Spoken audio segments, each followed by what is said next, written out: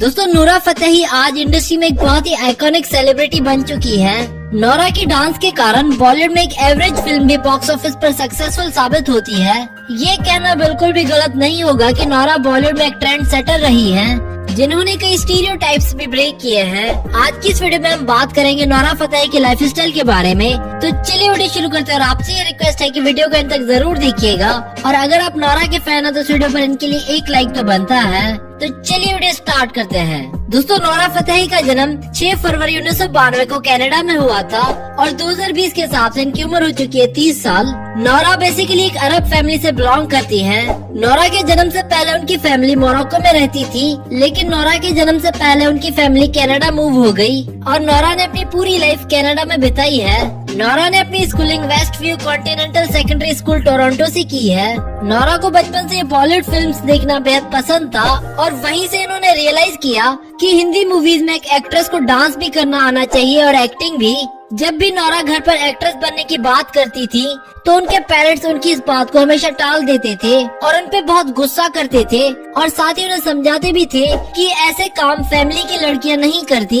Nora की family entertainment को लेकर बहुत ही कंजर्वेटिव थी, इसीलिए नोरा ने कभी भी उन्हें अपने एम्बिशंस के बारे में नहीं बताया और घर पर चुपचाप करके डांस प्रैक्टिस किया करती थी। नोरा पेशे से एक डांसर, एक्टर, प्रोड्यूसर और मॉडल है।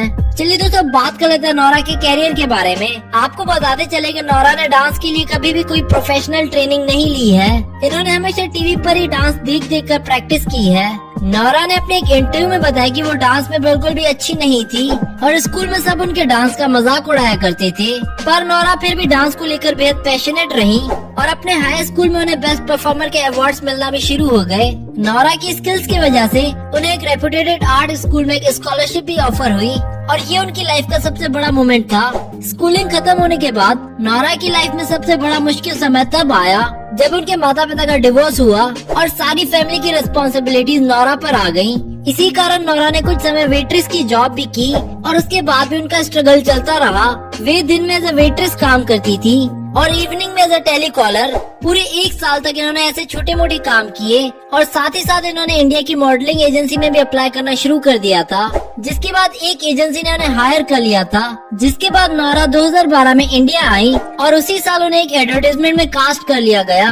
इस एड के बाद उन्होंने कई और एड्स में भी काम किया, पर इसके लिए उन्हें उनकी सैलरी नहीं दी गई। नोरा ने अपने एक इंटरव्यू में ये भी बताया कि इंडस्ट्री में न्यू कमर्स को बहुत एक्सप्लॉइट किया जाता है और न्यू कमर्स को पॉलिसीज का इतना ज्यादा पता नहीं होता, तो एजेंसीज के लोग उनकी इस बात का फायदा भी उठाते हैं।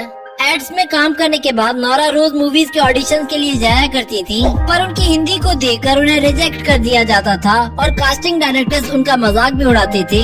1 साल की स्ट्रगल करने के बाद नोरा को एक एडवेंचर फिल्म रोवर में कास्ट किया गया, जहां उन्हें एक इम्पोर्टेंट रोल में देखा गया, पर बॉक्स ऑफिस पर ये फिल्म बुरी तरह से पिट गई। इस फिल्म के बाद भी उनका स्ट्रगल चलता रहा और उन्हें फिल्म के हर ऑडिशन से रिजेक्ट किया जाने लगा।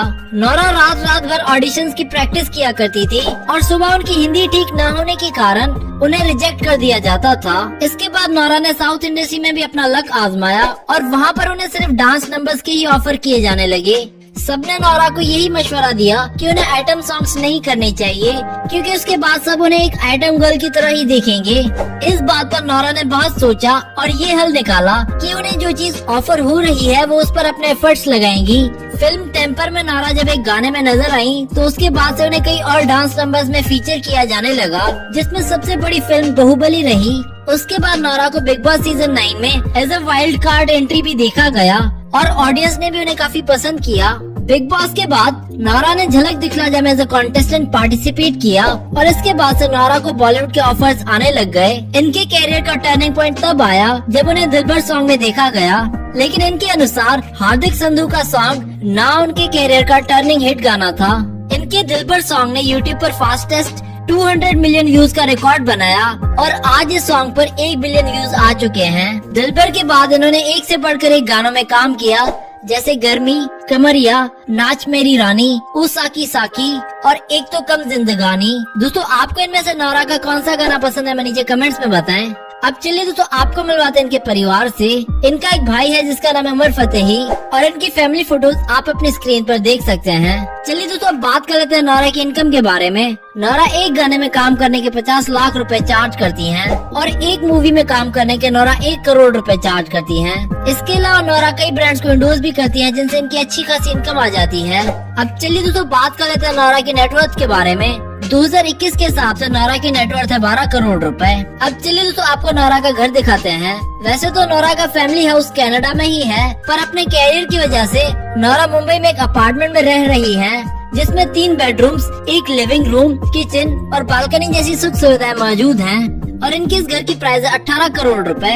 और इन फोटोज और वीडियोस में आप इनके घर की कुछ झलक देख सकते हैं। अब चलिए दोस्तों आपको दिखाते हैं नोरा की कार्स कलेक्शन। इनके पास एक मर्सिडीज बेंज CLA कार है जिसकी कीमत है 35 लाख रुपए।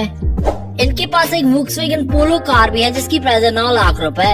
इसके अलावा नोरा के पास एक होंडा सिटी कार भी है जिसकी प्राइस है 12 लाख रुपए। दोस्तों ये थी नोरा की लाइफस्टाइल वीडियो। अगर आप नोरा के फैन हो तो वीडियो को दो लाइक और साथ ही साथ शेयर कर दो अपने दोस्तों के साथ और हमें कमेंट करके बताओ नेक्स्ट वीडियो किस डांसर पर देखना चाहते